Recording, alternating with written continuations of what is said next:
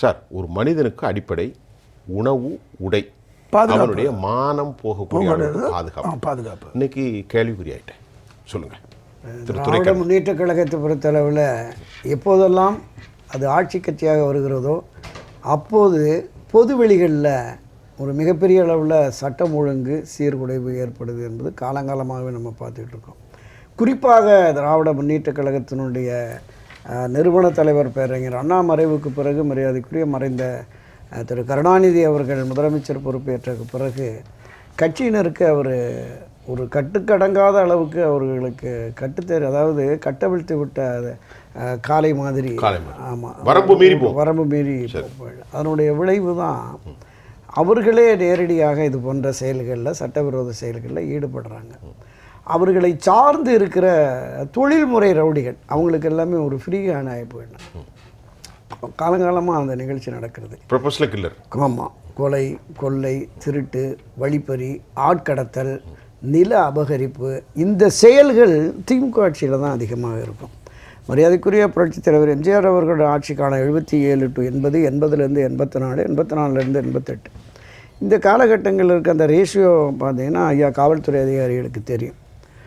அவர்களுடைய திராவிட முன்னேற்ற கழக ஆட்சி அப்படியே வந்து பார்த்தீங்க அப்படின்னு சொன்னால் அப்போ அவர்களுடைய அந்த அத்துமீறல்கள், அராஜகம் என்பது தெரியும்.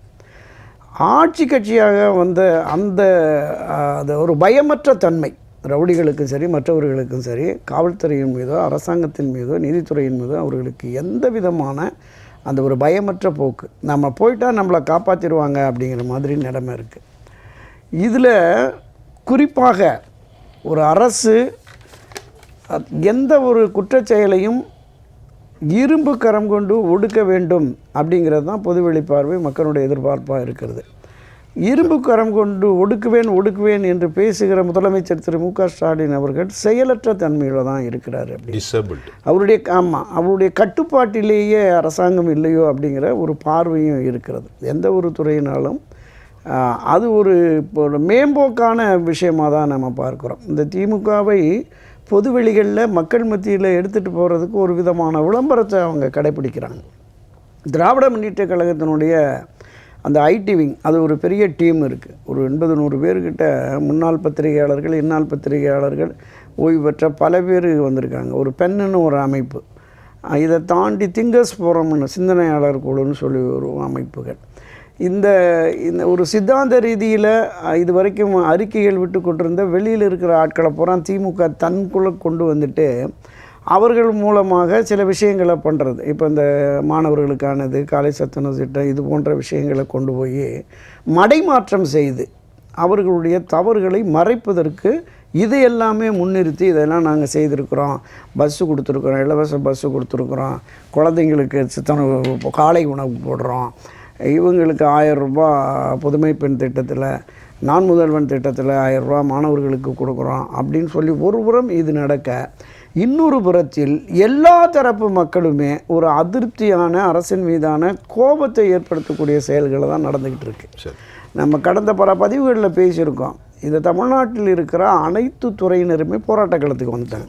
எந்த துறையும் போராடாத துறை இல்லை. நீங்கள் அரசு ஊழியர்கள், ஆசிரியர்கள், மருத்துவர்கள், செவிலியர்கள், போக்குவரத்து ஊழியர்கள், மின்வாரிய ஊழியர்கள், துப்புரவு தொழிலாளர்கள், சாதாரண கூலி தொழிலாளர்கள், இதை தாண்டி விவசாயிகளுமே எல்லா பகுதிக்கும் மேலேயும் கேஸ் போட்டிருக்காங்க. கிட்டத்தட்ட 1 ஆண்டு 2 ஆண்டு வரைக்கும் பொறுத்து பார்த்தாங்க. திராவிட முன்னேற்ற கழகம் எதிர்க்கட்சியாக இருக்கிற பொழுது அப்போது நடைபெற்ற அந்த போராட்ட களத்தில் போய் இவங்க நின்று அன்றைய எதிர்க்கட்சி தலைவராக இருந்த திரு ஸ்டாலின் அவர்கள், உங்களுக்கான அரசை நாங்கள் அமைக்கிறோம், விடியலை தருகிறோம், நீங்கள் எங்களுக்கு ஆதரவு நிலைப்பாட்டில் எங்கள் ஆட்சி அதிகாரத்திற்கு வருவதற்கு உதவி செய்யுங்கள் என்று கேட்டு நம்பி ஸ்டாலின் தான் வராரு, விடியல் தர போகிறாருங்கிற அந்த ஒரு 350-400 கோடி ரூபா கொடுத்து பீகார்லேருந்து ஒரு பிரசாந்த் கிஷோர் பிகேவை அழைச்சிட்டு வந்து அவர் கட்சி ஆரம்பிச்சிட்டார். ஆமாம், பெரிய துரதிருஷ்டம் இதுதான். ஒரு 60-70 ஆண்டு சீனியரான ஒரு அரசியல் கட்சி, அந்த அரசியல் கட்சியில் பல தலைவர்கள், பேருங்க அண்ணா உட்பட பல தலைவர்கள் இருந்து இந்த கட்சியில் வியூகம் வகுத்து தேர்தலை எதிர்கொண்டார்கள்.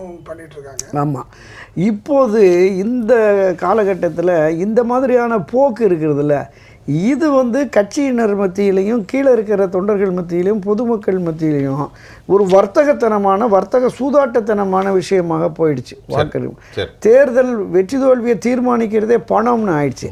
அப்போ தேர்தல் களத்துக்கு வர விரும்புபவர்கள் பிரதான நோக்கமே பணம், எந்த அளவுக்கு சம்பாதிக்கணுமோ அந்த அளவுக்கு சம்பாதிக்கணும். அப்போ எல்லா விதத்திலையும் தவறுகள், நீங்கள் மணல் கொள்ளையாகட்டும் கனிம வள கொள்ளையாகட்டும் நிறைய நடக்குது. இதை இந்த நீங்கள் சொன்னீங்கல்ல, தகவல் சொன்ன அந்த புதுக்கோட்டை பகுதியை சேர்ந்த ஒரு இஸ்லாமிய பிரமுகரை பண்ணி, அதுக்கு முன்னாடி நம்ம ஒரு விஓவும் அவருடைய அலுவலகத்திலேயே போய் வெட்டி கொண்டு முறப்பநாடு முறப்பநாட்டுல 11 மணிக்கு காலை வெட்டப்பட்டு ரத்தம் பீரிட்டு ஓடியது. இன்னைக்கு ஜாஃபர் அலி என்ன சொல்றாருன்னா, நான் மீண்டும் கேட்கிறேன், நாங்கள் நேரடியாக தடுக்க முடியாது. அவர் கடைசியா கொடுத்த பேட்டி, அவர் பேட்டி கொடுக்கிற கடைசியில, நாங்க இந்த கனிம கொள்ளையை தடுக்க முடியாது, வெள்ளிக்கிழமை மக்களை திரட்டி போராட்டம் நடத்துவோம். ஆனா வெள்ளிக்கிழமை தான் அவர் கொலை செய்யப்படுறாரு. காலை இல்லீகலா 70,000 ஸ்டாரஸ்ல சக்கை சரக்கள் ஒரு குறிப்பிட்ட கம்பெனி பேரை சொல்றாரு, குவாரியில் கொட்டி விட்டார்கள். தாசில்தார் நான் கொடுத்த பெட்டிஷனை கசிய விட்டுருக்கிறாங்க, நாங்க பலம் இல்லை, அடியாட்கள் சூழ அந்த கம்பெனி அரசாங்கத்தினுடைய குவாரியை எடுத்துக்கொண்டு செல்கிறார்கள் என்று சொல்லி மக்களை திரட்டி போராட்டம் செல்வதாக சொல்கிறார். அவருடைய பெட்டிஷன் கொடுக்கப்பட்ட நாள் இங்கே எடுத்திருக்கு 10/1/2025 அவர் புகார் அளித்திருக்கிறார். 17ஆம் தேதி அவர் படுகொலை செய்யப்பட்டிருக்கிறார். என்ன நடக்குது தமிழ்நாட்டில்? அதுதான் இதே போல தான். அவங்களுக்கு மட்டும் இல்லை, நீங்கள் ஒரு மணல் கொள்ளை மணல் லாரி தடுக்க போனால் தாசில்தாரை மோதுறான், வீடியோ மூடுறாங்க. அரசு அலுவலகம் போதைப் பொருள் சார், வீட்டில் காலேஜில் ஸ்கூலில் மார்க்கெட்டில் விற்கிறத அதை போய் கம்ப்ளைண்ட் பண்ணால் உடனே அவங்க தாக்கப்படுறாங்க.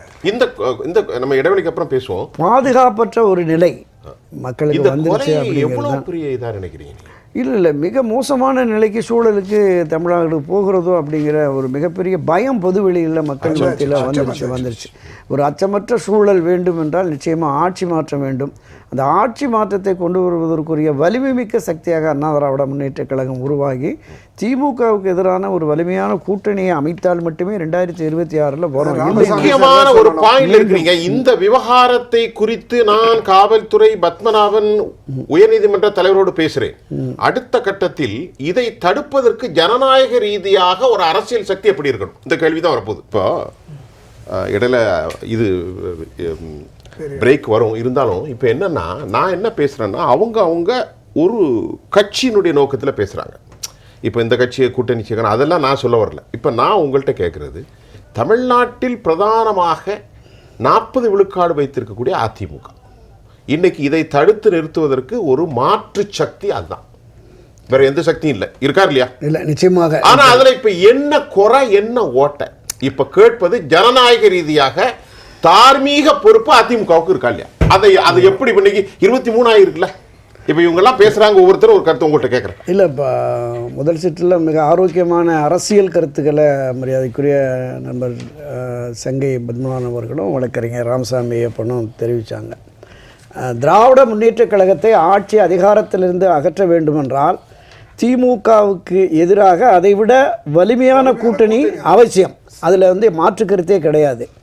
நீங்கள் கடந்த 1989 மாறி மாறி ஆட்சி வந்தது திராவிட முன்னேற்ற கழகம், மாறி திமுகவை ஆட்சி அதிகாரத்திலே அகற்றுவதற்கு எந்த அரசியல் கட்சிகளெல்லாம் உடன்பட்டு தேர்தல் உடன்பாடு கொண்டு அவர்களை ஆட்சியில் அமர்த்தினார்களோ, ஒரு 3 மாதம் 6 மாதத்தில் அவங்களுடைய நிலைப்பாடு, அரசின் செயல்பாடு, திமுகவினுடைய அணுகுமுறை இதில் மாறுபட்டு வெளியில் வந்துடுவாங்க. அப்போ அதிமுக ஒரு பொது மேடையை உருவாக்கி அவர்களோடு கூட்டணி வைத்து அடுத்த தேர்தலை எதிர்கொள்ளும்.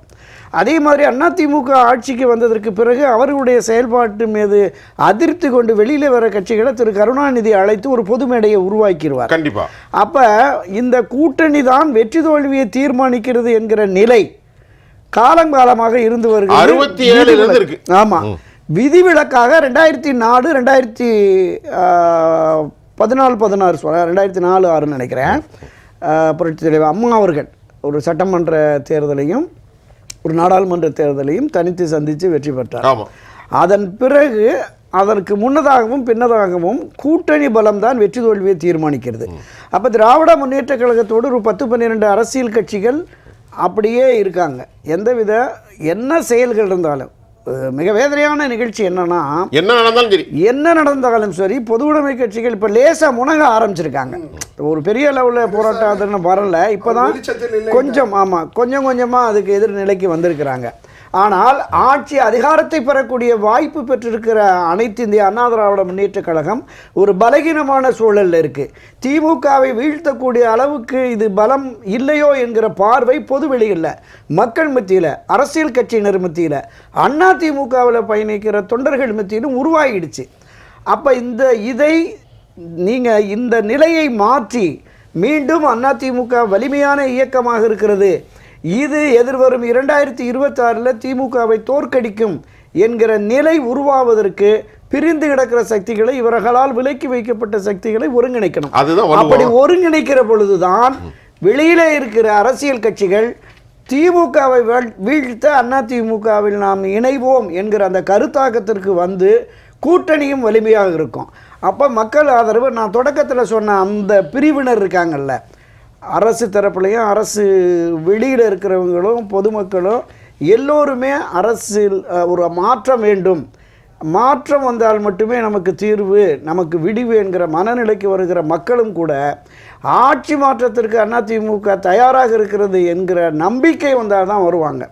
எனவே அதை உருவாக்குவதற்கு பிரதான எதிர்க்கட்சி நண்பர் ராமசாமி ஐயப்பன் சொன்ன மாதிரி, நீங்கள் குறைந்தபட்சம் சட்டப்பேரவையில் இருக்கிற பாமக, பாஜக இருக்கிற மற்ற கட்சிகள், திராவிட முன்னேற்றக் கழகத்திற்கு எதிர் நிலைப்பாடு உள்ள கட்சிகளை அரவணைத்து ஒருங்கிணைத்து அங்கே ஒரு எதிர்ப்பு குரலை, வலிமையான எதிர்ப்பு குரலையும் கொடுக்கலாம். வெளியிலவும் இன்றைக்குமே அவங்க திராவிட முன்னேற்றக் கழகம் 234 தொகுதிகள்லையும் பொறுப்பாளர்கள் நியமிச்சிட்டாங்க, தொகுதி பொறுப்பாளர்கள், மாவட்ட பொறுப்பாளர்கள் நியமிச்சிட்டாங்க. 234 தொகுதிகளையும் கைப்பற்றுவோம்னு அமைச்சர் பேசுகிறார். வெற்றி பெறுவோம் சொல்லல, 234 தொகுதிகளையும் கைப்பற்றுவோம். அந்த வார்த்தையினுடைய கடும்போக்கு.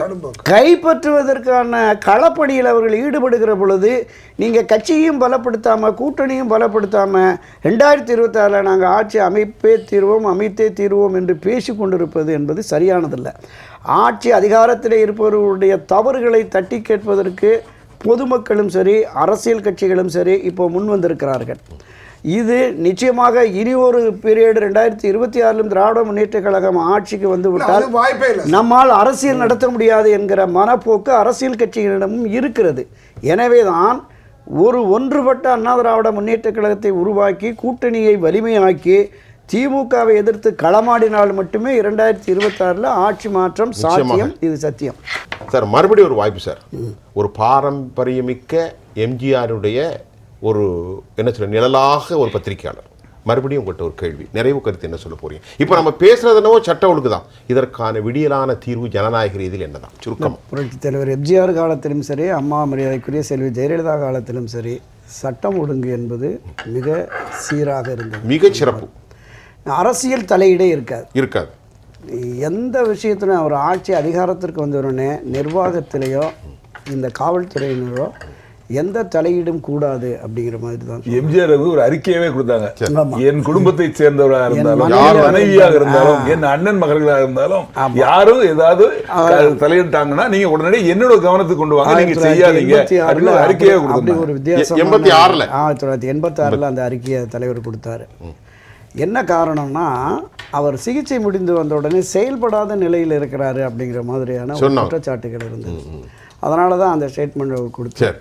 ஆமாம், ஒரு சிறந்த நிர்வாகத்தை பண்ணார். அம்மா காலத்துலேயுமே நீங்கள் எந்த ஒரு ஸ்டேஷன்லேயும் போய் கட்சி பேரை சொல்லி நான் நிர்வாகி, மாவட்ட செயலாளர், ஒன்றிய செயலாளர்னு போய் நிற்க முடியாது. அந்த அளவுக்கு ஸ்ட்ரிக்ட். ஆமாம், நானே இப்போ 91-96 பீரியடில் தான் நினைக்கிறேன், ஒரு பொதுக்குழுக்குள்ள ஹீராச்சந்திரன் தென்னார்காடு மாவட்டத்தை சேர்ந்தவர், மாவட்ட செயலாளர். ஆமாம், அவர் சொன்னார், இந்த மாதிரி லோக்கலில் வந்து கட்சிக்காரனை மதிக்க மாட்டேங்கிறாங்க, டிஎஸ்பி, எஸ்பி, ஒரு ஸ்டேஷனில் இருக்க இன்ஸ்பெக்டர் கூட எங்களை மதிக்க மாட்டேங்கிறாங்க, எந்த பிரச்சனையும் செய்ய முடியாது அப்படின்னு சொல்லி அவங்களெல்லாம் மாற்றணும் அப்படின்னு சொன்னார். அது அம்மா சொன்னாங்க, அவங்களாம் தமிழ்நாட்டை விட்டே மாற்றிடுவோமா, குற்ற செயல்கள் தடுக்கணும் அப்படிங்கிறது தான் காவல்துறை எண்ணங்கள். நீங்கள் சரியாக முறையாக உங்களுடைய பிரச்சனைகளை கொண்டு போனீங்கன்னா அவங்க பார்ப்பாங்க, சிறப்பு. ஆனால் நீங்கள் தவறுகளுக்கு துணை போகிற விதத்தில் போனால் எப்படி எங்கே போட்டாலும் அவங்க அந்த டியூட்டி பார்ப்பாங்க அவங்க. அதனால் அந்த மாதிரி எல்லாம் சொல்லாதீங்க அப்படின்னு சொன்னாங்க. அதனால் நீங்கள் ஒரு ஸ்டேஷனில் போய் ஒரு கட்சிக்காரர் பேசினாருன்னா அவர் சொல்லுவாங்க அவங்களே, இல்லைங்க இந்த பிரச்சனை நாங்கள் கார்டனுக்கு கொண்டு போயிடுவோம் அப்படின்னு சொன்னால் சரி சார் பார்த்துங்க. ஸோ அந்த அளவுக்கு அதிமுகவுடைய சிறப்பு இருந்தது. நீங்கள் ஒரு அமைச்சரோ அன்றைக்கு இருந்த அமைச்சரோ மாநில நிர்வாகியோ மாவட்ட நிர்வாகியோ கூட ஒரு பரிந்துரைக்காக போக மாட்டாங்க, அந்த அளவுக்கு இருந்தது. ஆனால் திராவிட முன்னேற்ற கழகம் எப்போது ஆட்சி வந்தால் கண்டிப்பாக எடுத்துக்கிறேன். ஒரு வட்டச் செயலாளர் போய் இன்ஸ்பெக்டர் முன்னாடி சேரை இழுத்து போட்டு உட்காந்து என்ன நம்ம பையலை கொண்டு வந்துட்டியாமே அப்படிங்கிற மாதிரி அந்த தோரணையோடு பேசுவாங்க. அந்த நிலைப்பாடு தான் காவல்துறையின் மீது கொஞ்சம் கொஞ்சமாக பயம் போயிடுச்சு. பயம் போனதனுடைய விலையை பெண் டிஎஸ்பியை அட்டாக் பண்ணுறான், காவல் இன்ஸ்பெக்டரை அட்டாக் பண்ணுறாங்க, போக்குவரத்து காவலரை அட்டாக் பண்ணுறாங்க, பெண் காவலர்களை பாலியல் சீண்டல் பண்ணுறாங்க. இந்த நிலைப்பாடு என்பது நிச்சயமாக ஒரு மிகப்பெரிய ஒரு பின்னடைவை சரிவை திமுக ஆட்சிக்கு கொடுத்துரும். அவர்கள் கட்டுப்பாட்டோடு நிச்சயமாக இந்த அரசை நடத்தினால் ஓரளவுக்காவது மக்களினுடைய அபிமானத்தை பெற முடியுங்கிறத என்னோட பார்வை.